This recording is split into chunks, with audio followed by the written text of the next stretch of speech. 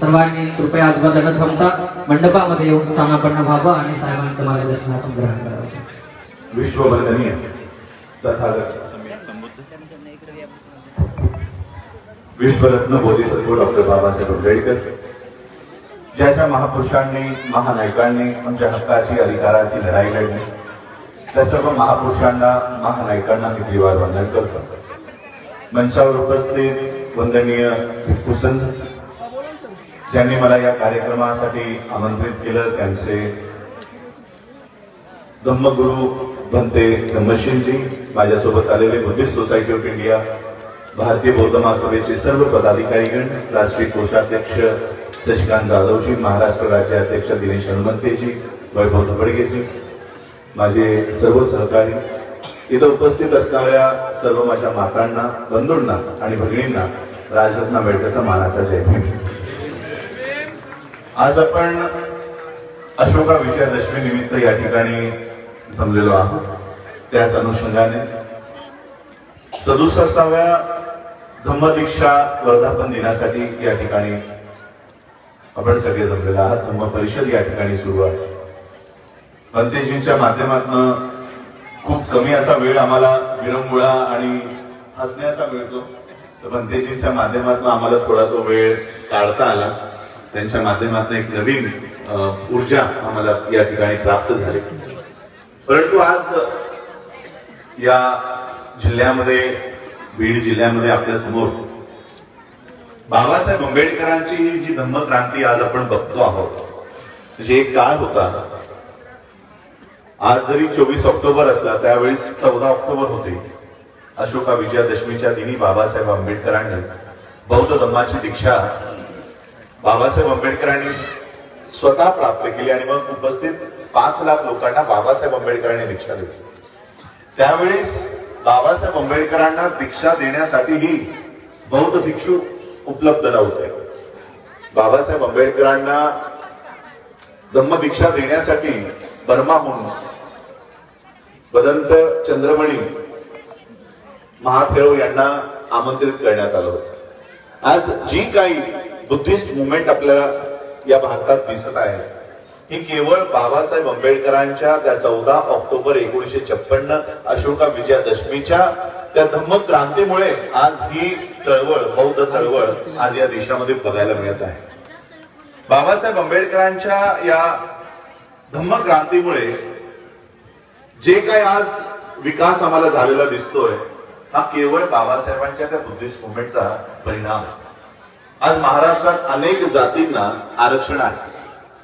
आरक्षणाच्या यादीमध्ये अनुसूचित जातीमध्ये 59 जाती नमूद आहेत.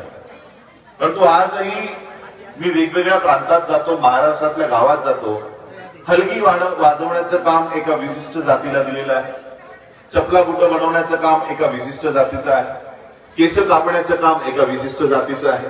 फुलं वेचण्याचं काम एका विशिष्ट जातीचं आहे. आरक्षण या सगळ्या 59 जातीला मिळत आहे. या सगळ्या जातींना मिळत आहे आणि त्यात आम्हालाही मिळत आहे. परंतु या सगळ्या जातींमधनं एका विशिष्टच जातीच्या लोकांची प्रगती झालेली का दिसते? आमची प्रगती ही मूळ आरक्षणामुळे झालेली नाही. आज इथे बसलेला कोणीतरी व्यक्ती आहे का जो हे सांगेल की गावामध्ये एखादं गुरंढोरं मेलं तर ते ओढायसाठी आम्हाला बोलवतात म्हणून? सांगेल का कोणी? आरक्षण त्या 59 जातीच्या लोकांना मिळत आहे. याचा अर्थ आमची प्रगती ही केवळ आरक्षणामुळे झाली नाही. आमची खरी प्रगती ही जी झाली ती डॉक्टर बाबासाहेब आंबेडकरांनी दिलेल्या बौद्ध धर्मामुळे आज आमची प्रगती झाली. आज महिला मोठ्या प्रमाणात या ठिकाणी बसलेल्या आहेत. आजच्या दिवशी बाबासाहेब आंबेडकरांनी आम्हाला पडणारी स्वप्नही बदलून टाकलेली आहेत. स्वप्नही बदलून टाकले. नुसतं बौद्ध धर्माची दीक्षा देऊन बाबासाहेबांनी आम्हाला बौद्ध केलं नाही, तर या देशातल्या महिलांना पडणारी स्वप्नही बाबासाहेबांनी बदलली. बौद्ध होण्यापूर्वी आम्ही मातंग, चांभार, ढोर, माळी, तेली, कुणबी या जातींमध्ये आम्ही विभागले गेलो होतो. आणि केवळ जातींमध्ये विभागलो गेलो नव्हतो, तर त्या जातीला विशिष्ट कामही निर्धारित चिटकून ठेवलेलं होतं. महाराजांचं काम काय? मेलेलं गुरं ढोरं गावाबाहेर न्यायचं आणि त्याची विल्हेवाट लावायची. चांभाराचं काम काय, ते मेलेलं गुरं ढोरं साफ करायचं, त्याचे चपला बुटं बनवायची. नाव्याचं काम काय, लोकांची केस कापायची. अशा प्रत्येक जातीला विशिष्ट काम या मनूच्या कायद्याने, या मनुस्मृतीने निर्धारित करून ठेवलेली होती. आणि म्हणून बौद्ध होण्यापूर्वी आम्ही या वेगवेगळ्या जातींमध्ये अडकून होतो. बौद्ध होण्यापूर्वी या देशातल्या महिलांना स्वप्न काय पडायची? एखाद्या चांभाराची स्त्री असेल, जर ती गर्भवती असेल किंवा तिच्या घरामध्ये मुलं बाळ असतील तर तिला स्वप्न काय यायची माहित आहे? समोरच्या झाडाखाली तो चांभार बसतो, लोकांचे चपला बुटं बनवतो, सगळे पैसे त्यालाच जातात. उद्या जर का माझं बाळ मोठं झालं तो समोरच्या झाडाखाली बसलेला जो मोची आहे तो म्हातारा झालेला असेल, मरायला टिकलेला असेल, आणि जसंही तो मरेल माझं बाळ जाऊन त्या झाडाखाली बसेल आणि लोकांच्या चपला बुटं बनवण्याचं काम माझ्या मुलाला मिळेल. हे त्या चांभाराच्या स्त्रीचं स्वप्न असायचं. नाव्याच्या स्त्रीचं स्वप्न काय असायचं? समोरच्या झाडाखाली तो नावी बसतो, लोकांची केस कापतो, जनावरांची केस कापतो. उद्या जर का तो म्हातारा झाला, तो मरायला टेकला, तर माझं बाळ त्या झाडाखाली बसेल, लोकांचे केस कापेल, जनावरांची केस कापेल आणि ते पैसे माझ्या घरात येतील. त्या नाव्याच्या स्त्रीची ही स्वप्न असायची. आता बाबासाहेब आंबेडकरांनी आम्हाला बौद्ध केलं. बौद्ध करत असताना बाबासाहेबांनी आम्हाला आदेश दिला की ज्या पद्धतीने वेगवेगळ्या नद्या, वेगवेगळे नाले हे एखाद्या महासागराला जाऊन भेटतात, त्या पद्धतीने बौद्ध धर्मात या. कोणताही जार, कोणतीही नदी, कोणताही नाला जर महासागरात गेला तर कोणताही व्यक्ती या महासागरात कोणत्या नदीचं पाणी येऊन भेटलं हे वेगळं करून दाखवू शकणार नाही. कोणीही गंगेचं पाणी, कोणीही कृष्णाचं पाणी, कोणी गोदावरीचं पाणी वेगवेगळं करून दाखवू शकणार नाही. अशा पद्धतीने बौद्ध धर्मात या. या बौद्ध धर्मात येताना आपल्या जाती नष्ट करा, कोणत्या धर्मातून आलं ते नष्ट करा आणि केवळ बौद्ध म्हणून या धर्मामध्ये या. अशा पद्धतीने बाबासाहेबांनी आम्हाला आदेश दिला. त्या दिवसापासून आम्ही जाती टाकल्या, जातीचं नमूद करायचं सोडून दिलं आणि मग बौद्ध म्हणून आम्ही या देशात जगू लागलो. आणि हळूहळू काय परिवर्तन झालं? आज बौद्धांच्या स्त्रीचं स्वप्न काय असतं? धर्मांतरापूर्वी चांभाराच्या स्त्रीचं स्वप्न, नाव्याच्या स्त्रीचं स्वप्न आपण ऐकलं. आता धर्मांतरानंतर बौद्धाच्या स्त्रीचं स्वप्न काय असतं? आता त्याच बौद्ध असलेल्या स्त्रीला स्वप्न येतं, सुप्रीम कोर्टचा जज आज 40 वर्षाचा आहे, माझं बाळ आज लहान आहे. हा ज्या दिवशी रिटायरमेंटला येईल, ज्या दिवशी याची खुर्ची रिकामी होईल, मी माझ्या बाळाला असं तयार करेन की जसंही हा पाय उतार होईल माझं बाळ जाऊन सुप्रीम कोर्टाच्या जजच्या खुर्चीमध्ये जाऊन बसेल. हे स्वप्नही या देशातल्या महिलांना पडणारी स्वप्नही बाबासाहेब आंबेडकरांच्या या धम्म क्रांतीमुळे, या धम्म दीक्षेमुळे आज या देशामध्ये बदलली. आज जी काय प्रगती आम्हाला या देशात झालेली दिसते ती केवळ बाबासाहेब आंबेडकरांनी या देशामधनं लोप पावलेला जो धम्म पुनर्जीवित बाबासाहेबांनी केला, त्यामुळे आज आम्हाला ही प्रगती बघायला दिसते. बाबासाहेब आंबेडकरांनी आम्हाला खूप मोठा मंच या माध्यमातून दिलेला.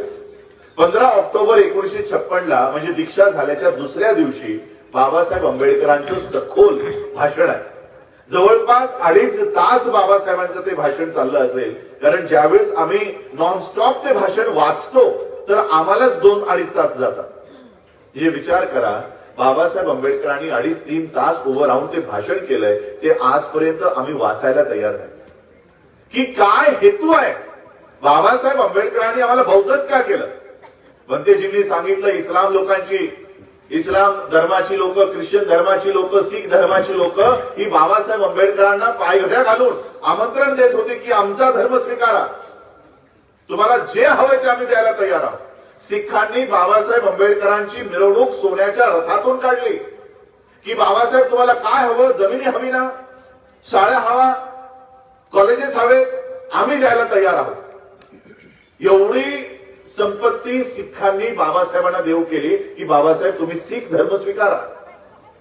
बाबासाहेबांनी सांगितलं ठीक आहे. या शीख धर्मात कशा पद्धतीने आम्हाला वागवण्यात येईल यासाठी बाबासाहेब आंबेडकरांनी भैयासाहेब आंबेडकरांना, मुकुंदराव आंबेडकरांना पंजाबला पाठवलं. जा जरा बघून या की शीख झाल्यानंतर आपल्यासोबत कशी वागणूक होती. आणि ही दोघंही भावंड पंजाबला गेल्यानंतर यांच्या असं लक्षात आलं की आमच्यासाठी एक वेगळंच गुरुद्वारा अस्पृश्यांसाठी निर्माण करण्यात आलेला आहे, त्याच्यामध्ये आम्हाला नेण्यात आलं. आमच्यासाठी जेवणाची लंगरची जी भांडी आहेत ती वेगळी ठेवण्यात आलेली आहे. ही सगळी माहिती गोळा करून या दोघाही भावंडांनी बाबासाहेब आंबेडकरांनी माहिती दिली की बाबासाहेब आमच्यासोबत अशा पद्धतीची वागणूक झाली. इस्लाम धर्मातही तेच. तिथेही गेल्यानंतर जाती व्यवस्था कुरेशी, पसमानदा, ख्रिश्चन धर्मामध्ये प्रोटेस्टंट, कॅथलिक, अनेक धर्मांमध्ये ही असल्या विभाजना, जाती व्यवस्था प्रत्येक धर्मामध्ये होती. शीख धर्मातही होती. बाबासाहेब आंबेडकरांना एवढी संपत्ती देऊ केली असतानाही बाबासाहेब आंबेडकरांनी प्रस्थापित असलेला धर्म स्वीकारला नाही. उलट पक्षी बाबासाहेब आंबेडकरांनी बौद्ध धर्म जो लुप्त झाला होता भारतातून, प्रतिक्रांतीनंतर एकाही बौद्ध भिक्षूला या देशामध्ये जिवंत सोडण्यात आलं नव्हतं. एवढ्या हत्या बौद्ध भिक्षूंचा या देशातून करण्यात आल्या. तो धम्म किती शक्तिशाली असेल की जे बौद्ध भिक्षू भारताच्या लगत ज्या ज्या देशात गेले, आज ते सगळेच्या सगळे देश बौद्ध देश म्हणून ओळखले जातात. विचार करा की या धम्मात किती ताकद असेल. जो धम्म या धरतीतून मिटवण्यासाठी गेल्या 2500 वर्षापासून ब्राह्मणी व्यवस्था हा धम्म मिटवण्यासाठी काम करते आहे, आजही तो धम्म मिटवण्याऐवजी वाढत चाललेला आहे. किती मोठी ताकद आज या बौद्ध धर्मात असेल. बाबासाहेब आंबेडकरांनी हा बौद्ध धम्म मी का स्वीकारतोय याचं उत्तर 15 ऑक्टोबरला दिलं. 15 ऑक्टोबरला बाबासाहेब आंबेडकर म्हणतात, माझा लढा पैशांसाठी नाही, माझा लढा जमिनींसाठी नाही, माझा लढा हा सोन्यासाठी, कॉलेजेससाठी, संपत्तीसाठी नाही, माझा लढा हा आत्मसन्मानासाठी आहे, सेल्फ रिस्पेक्ट साठी आहे. आणि म्हणून बाबासाहेब आंबेडकरांनी आम्हाला लोप झालेला जो धम्म तो जिवंत करण्याचा निर्णय बाबासाहेबांनी घेतला आणि आमच्यावरती जबाबदारी दिली आहे. आमच्यावर जबाबदारी दिली आहे की हा धम्म कशा पद्धतीने तुम्हाला वाढवायचा. 5 डिसेंबर 1956च्या रात्री 2 वाजेपर्यंत बाबासाहेब आंबेडकर म्हणजे बाबासाहेब आंबेडकरांच्या महापरिनिर्वाणाच्या काही तासा अगोदर बाबासाहेब त्यांच्या संपत्तीची विल्हेवाट लावायसाठी बसलेले नव्हते की माझी ही संपत्ती माझ्या पुतण्याला, माझी एवढी संपत्ती माझ्या मुलाला, माझी एवढी संपत्ती माझ्या पत्नीला. बाबासाहेब त्यांच्या संपत्तीची विल्हेवाट लावायला बसले नव्हते, बिल बनवायला बसले नव्हते. माझ्या पश्चात, माझ्या गेल्यानंतर माझ्या लोकांनी बौद्ध धर्माचं व्यवस्थित आचरण करावं, व्यवस्थित पालन करावं म्हणून बुद्ध आणि त्यांचा धम्म हा ग्रंथ तयार करत बसले होते, कंप्लीट करत बसले होते. बाबासाहेबांच्या श्वासामध्ये, मनामध्ये, मेंदूमध्ये शेवटपर्यंत त्यांचा परिवार नव्हता, तर हा समाज बौद्ध धम्माचं व्यवस्थित पालन करावा म्हणून शेवटपर्यंत तुमच्यासाठी ग्रंथ लिहित होते. आणि म्हणून ती आज आपली जबाबदारी आहे की कशा पद्धतीने आपल्याला हा धम्म या देशामध्ये वाढवायचा, त्या पद्धतीने आम्हाला आचरण करायचंय. बाबासाहेब आंबेडकरांनी त्याच 15 ऑक्टोबरच्या भाषणात सांगितलं की घरातल्या घरात आता खूप झालं, भारतातल्या भारतात आता खूप झालं, आता भारताच्या बाहेर जाऊन दाखवा, भारताच्या बाहेर जा. आता भारताच्या बाहेर जर तुम्हाला जायचं असेल तर काय ओळख घेऊन जाल? महार, मातंग, चांभार, ढोर या आयडेंटिटी किंवा या ओळखा घेऊन तुम्हाला गावाच्या बाहेरही कुणी विचारणार नाही, गावाच्या बाहेर कुणी विचारणार नाही. आणि बाबासाहेब म्हणतात आता भारताच्या बाहेर जाऊन दाखवा. कसं जाणार आहात? महार, मातंग, चांभार, ढोर या ओळखी घेऊन. आणि म्हणून बाबासाहेबांनी आम्हाला बौद्ध धम्म दिला की महार, मातंग, चांभार, ढोर जर राहाल तर गावाच्या बाहेरही कुत्र विचारणार नाही. पण ज्या दिवशी तुम्ही बौद्ध म्हणून स्वतःची ओळख निर्माण कराल, या जगाच्या बाहेर 138 देश तुमच्या स्वागतासाठी तत्पर राहतील. एवढा मोठा मंच बाबासाहेब तुम्हाला देऊन गेले, पण आम्ही तिथे जायला तयार नाही. आम्ही तिथे जायला तयार नाही. आम्ही कुठे आहोत? मर्यायच्या रांगेत. खंडोबाच्या वारीला बनतेजींनी जसं सांगितलं तसं आम्ही त्या लाईनीत उभे आहोत. मग बौद्ध धर्माच्या लाईनीत कोण उभा आहे? बौद्ध म्हणून जगामध्ये कुणाची ओळख आहे? बनतेजींचा आज धम्मशील बनतेजी इथे आहेत, अनेक बनतेजी मंचावर आहेत. आज भारताचे बौद्ध भिक्षू म्हणून या बनतेजींचे प्रतिनिधित्व नाहीये. भारताच्या बाहेर भारताचा प्रमुख बौद्ध भिक्खू कोण आहे माहित आहे?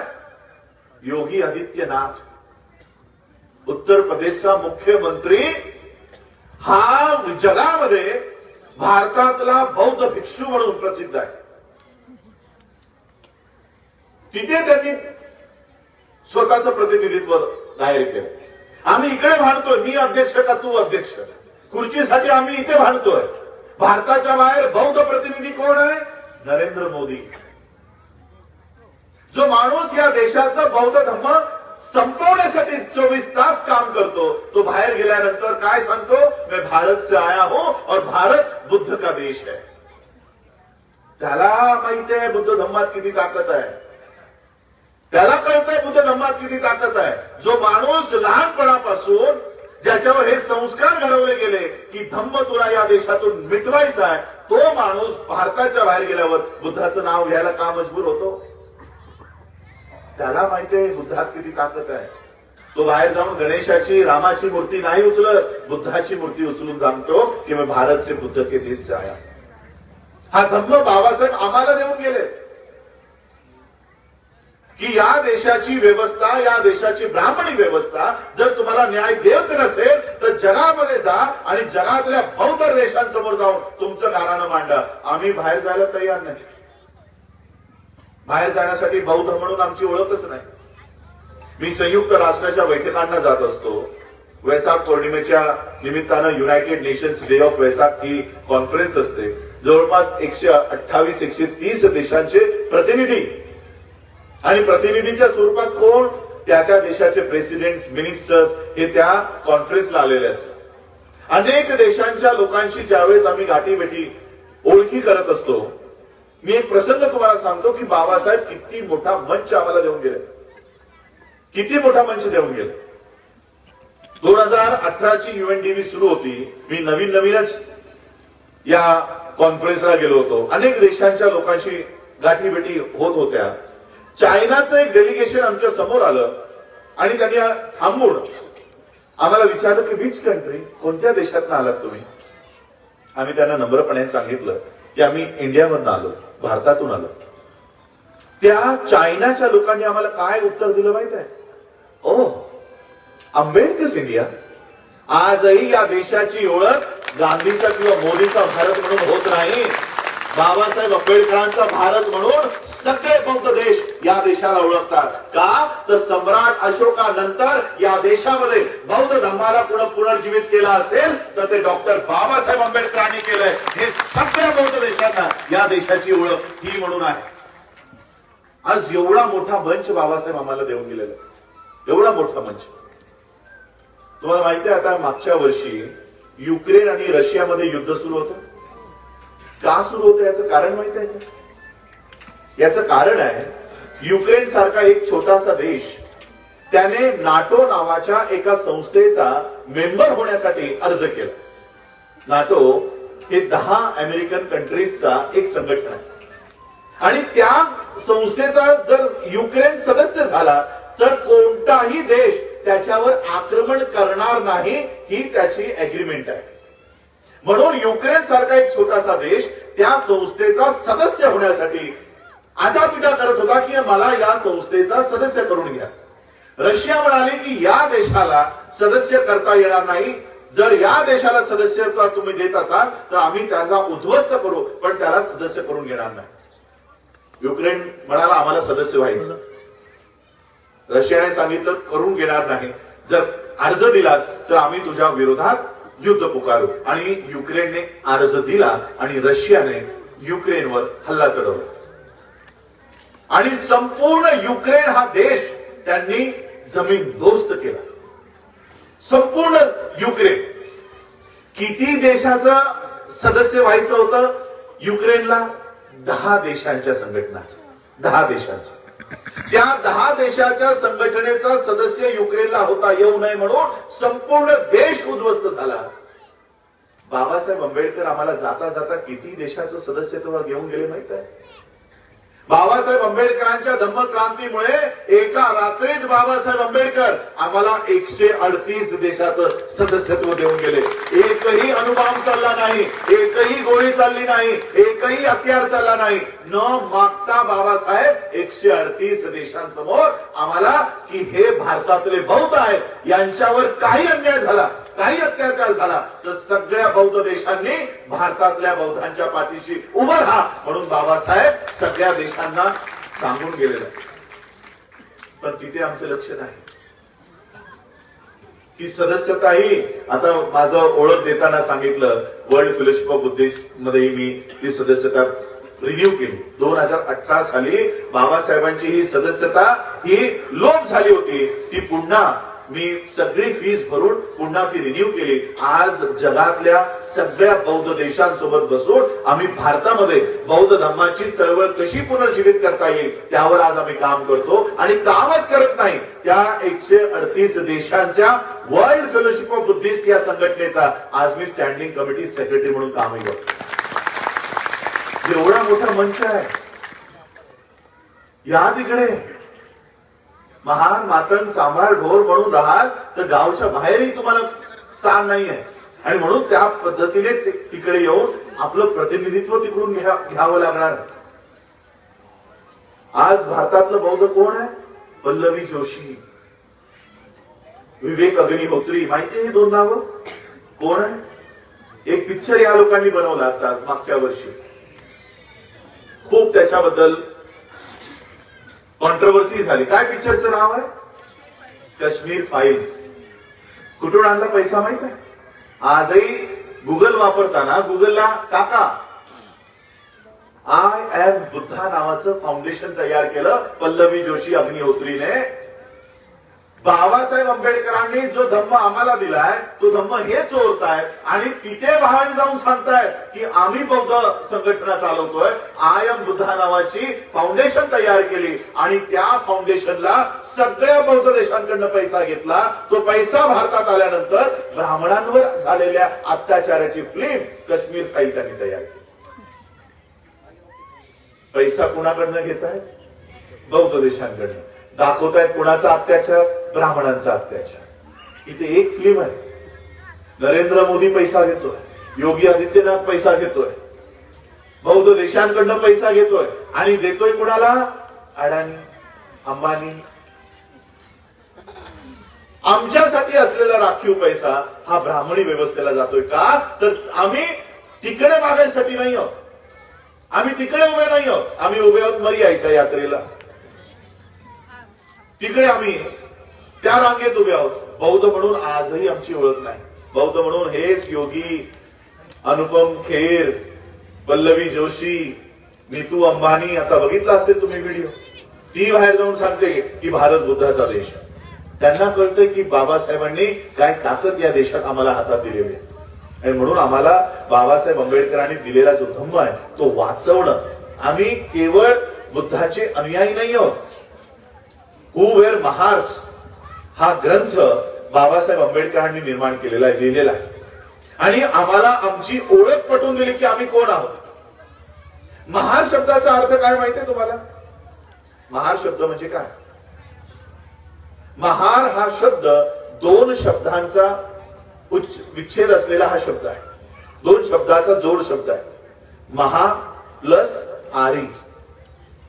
काही लोकांनी या शब्दाचा अर्थ केलाय महा आहारी, म्हणजे ज्याचा आहार जास्त आहे तो महार, म्हणजे जो जास्त खातो तो महार. हा अर्थ नाही.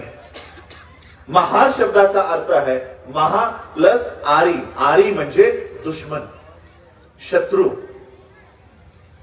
या महाराष्ट्रातले जे महार आहेत हे कुणाचे सगळ्यात मोठे शत्रू आहेत? हे कुणाचे शत्रू आहेत?